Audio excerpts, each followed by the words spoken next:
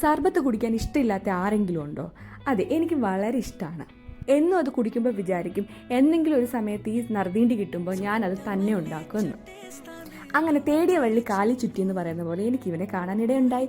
വേറെ ഒന്നും നോക്കിയില്ല, ഞാനങ്ങ് പറിച്ചെടുത്തു. നമ്മൾ കണ്ടിട്ടുള്ളത് എന്താ, പഞ്ചസാര കൊണ്ട് നമ്മൾ ആഡ് ചെയ്തിട്ട് നമ്മളൊരു സിറപ്പ് ഉണ്ടാക്കി വെക്കാറാണ് ചെയ്യാറുള്ളത്.